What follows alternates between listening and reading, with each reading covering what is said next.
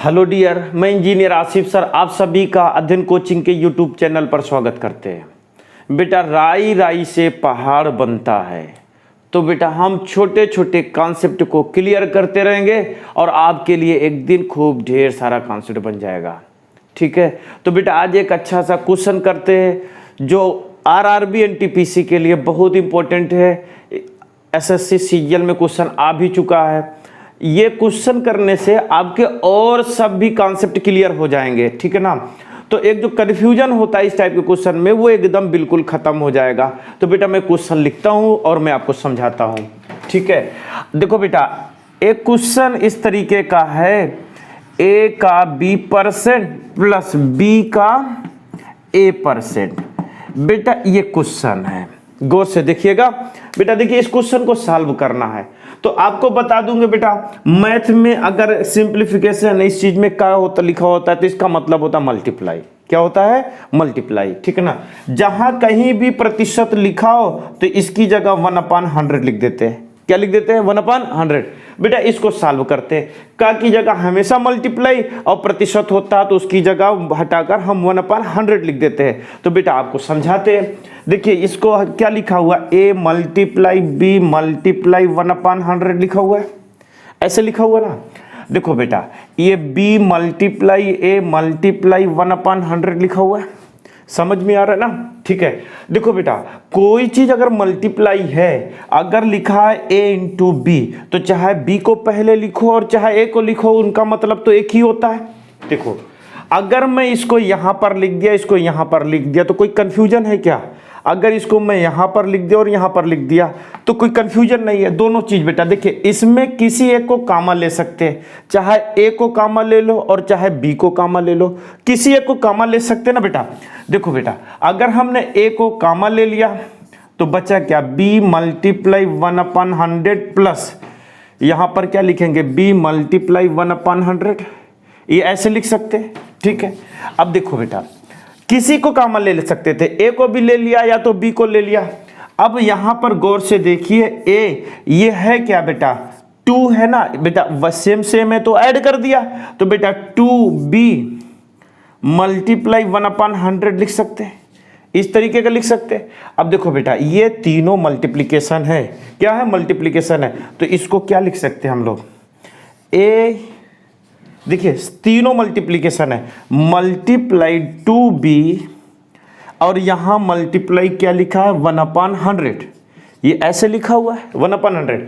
अब देखो बेटा इस 2 को हम यहां पर भी लिख सकते हैं, इस 2 को यहां पर भी लिख सकते हैं, a को यहां पर और b को यहां पर भी लिख सकते हैं। तो इसका जो आंसर बनेगा, देखो a मल्टीप्लाई की जगह क्या लिख सकते हैं, का 2b, इसको हटाएंगे 1/100 को हटाएंगे तो क्या बनेगा, परसेंट बनेगा, पहली चीज। दूसरी बेटा 2 को हम यहां लिख सकते कि नहीं, अगर ये मल्टीप्लाई है तो 2 को यहां लिख सकते हैं, तो इसका एक आंसर ये भी बनेगा 2a का b%, एक आंसर ये भी बनेगा। ठीक है, अब देखो बेटा a को हम यहां पर लिख सकते हैं और b को यहां पर लिख सकते हैं, क्योंकि अगर कोई चीज क्रम से मल्टीप्लाई है तो किसी को आगे पीछे खसका सकते हैं ना। तो b को हम यहां पे लिख सकते थे, तो b देखिए b को यहां पर लिखा तो b का 2a% आंसर बना, समझ में आ रहा है ना। अब देखिए बेटा इस 2 को हम यहां पर लिख सकते हैं, इस 2 को हम बाहर यहां लिख सकते हैं जैसे इसलिए लिखा हुआ है, तो 2b का a%। ये बेटा 4 आंसर बनेंगे, इसके 4 आंसर बनेंगे। कितने आंसर बनेंगे? 4 आंसर बनेंगे। तो बेटा ये एसएससी सीजीएल में आया हुआ था क्वेश्चन, तो बेटा गौर से देखिए, बड़ा आसान है, कंफ्यूजन होने की जरूरत नहीं है। ठीक है ना, तो सिंपल ये था बेटा क्वेश्चन, ये इंपॉर्टेंट क्वेश्चन है बेटा आरआरबी एनटीपीसी के लिए। यही नहीं है, एक ही जगह XYZ आ सकता है। ठीक है ना, तो बेटा गौर से देखिए, ये इंपॉर्टेंट आपके लिए।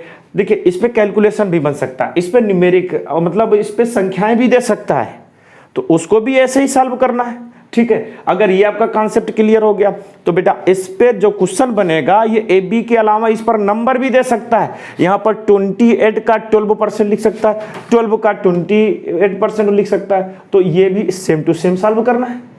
बात समझ में आ रही है ना। देखो बेटा, इसी कॉन्सेप्ट पे एक क्वेश्चन मैं आपको देता हूं, ठीक है ना, यहां पर, और उसको सॉल्व करते हैं। देखो कितना आसानी से सॉल्व होता है, ज्यादा दिमाग लगाने की जरूरत नहीं। अगर आपका कॉन्सेप्ट क्लियर है बेटा तो बेटा बहुत जल्दी आ जाएगा, नहीं कंफ्यूज हो जाएंगे। 16.66 का 42% और 42 का 16.66%। बेटा अगर आपका लॉजिक क्लियर, तो क्वेश्चन कैसे आएगा? अगर इसका मैं आंसर चाहूंगा कि इसका आंसर आएगा कितना, तो बेटा इसका आंसर आएगा 14। आंसर यही आएगा, ये आंसर है बेटा। है तो देखने में लंबा चौड़ा है, बड़ा सा क्वेश्चन है, लेकिन इसका आंसर कितना आएगा बेटा? 14, यही आंसर आएगा। अब कैसे आएगा आंसर बेटा, वो मैं आपको समझाता हूं, ठीक है ना। देखो बेटा, हमने बोला था कि जब कभी प्रतिशत का यूज हो तो उसको हटाकर फ्रैक्शन के बीच में लिख देते, फ्रैक्शन को हटाकर परसेंटेज बना देते। आपकी सहूलियत के हिसाब से बेटा, आपकी अपनी सहूलियत के हिसाब से कन्वर्ट कर दीजिए बेटा। इसके पहले मैंने एक वीडियो अपलोड किया था, ठीक है ना, फ्रैक्शन अस परसेंटेज, मतलब इन दोनों के बीच का रिश्ता क्या है, ये मैंने समझाया था। देखो बेटा गौर से, अगर इसको मैं देखूं तो 42 को अगर फ्रैक्शन में बदलूंगा थोड़ा सा कंफ्यूजन हो जाएगा, और 16.66 को अगर हमने फ्रैक्शन में बदला तो 1/6 होगा। कैसे होगा बेटा? इसका पहला वीडियो फ्रैक्शन अस परसेंटेज, इनके बीच का रिलेशन क्या कहता है ये जानना जरूरी है। तो बेटा यही वीडियो के नाम से बेटा मैंने अपलोड किया है, उसे देखिएगा। हम बेटा इसको 42 को फ्रैक्शन में बदलेंगे तो थोड़ा दिक्कत होगी, तो 16.66% को फ्रैक्शन में बदलेंगे तो 1/6 आएगा। कितना आएगा? 1/6 आएगा। इसका मतलब 2 इंटू 42 का 16.66% लिख सकते कि नहीं लिख सकते? लिख सकते हैं ना बेटा। देखिए 2 इंटू 42 मल्टीप्लाई 1/6। तो हमने एक चीज बोला था कि अगर परसेंटेज को यूज करना हो और कंफ्यूजन हो रहा हो तो उसको हटाकर वहां पर फ्रैक्शन चिपका दो, ठीक है ना। और जहां फ्रैक्शन में प्रॉब्लम हो रही है उसको हटाकर वहां पर परसेंटेज लगा दो। वो आपके ऊपर है बेटा, आपको अच्छा कैसे लग रहा है? आपको वेजिटेरियन अच्छा लग रहा है कि नॉन वेजिटेरियन अच्छा लग रहा है बेटा? वो आपके ऊपर डिपेंड, जो मर्जी हो वो खाओ ना। तो जो मर्जी हो वो यूज करो, चाहे परसेंटेज को यूज करो चाहे फ्रैक्शन को यूज करो। तो बेटा हम बोले कि परसेंटेज यहां पर हमारे लिए कंफ्यूजन है तो इसको हटाइए, यहां पर फ्रैक्शन लिख दीजिए। तो बेटा 16.66% का फ्रैक्शन की वैल्यू कितनी आएगी? 1/6 आएगी। और जब 1/6 आएगी तो 6 सत्ते कितना होता है बेटा? 42। 7 दूनी कितना होता है बेटा? 14। ये आंसर हो गया कि नहीं हो गया? हो गया आंसर ना क्लियर। बेटा देखिए छोटा सा ही कॉन्सेप्ट था, लेकिन बेटा इसके पहले जो मैंने कॉन्सेप्ट बताया वो डायरेक्ट सीजीएल में आया हुआ बेटा, सीजीएल में पूछा गया क्वेश्चन था बेटा, वो भी इंपॉर्टेंट बेटा, ये भी इंपॉर्टेंट। समझ में बात आई ना? तो बेटा देखिए गौर से, अगर बेटा कॉन्सेप्ट अच्छा लगा हो, कॉन्सेप्ट क्लियर हो गया हो, आपको लगा कुछ नई चीज बेटा स्ट्रेट फॉरवर्ड अगर मिल रही है, तो बेटा इस वीडियो को अपने फ्रेंड, अपने दोस्तों के पास जरूर शेयर करिएगा बेटा, लाइक करिएगा, सब्सक्राइब करिएगा। फिर बेटा हम इससे अच्छा वीडियो लेकर जल्दी हाजिर होंगे। तब तक आप लोग पढ़ते रहिए बेटा।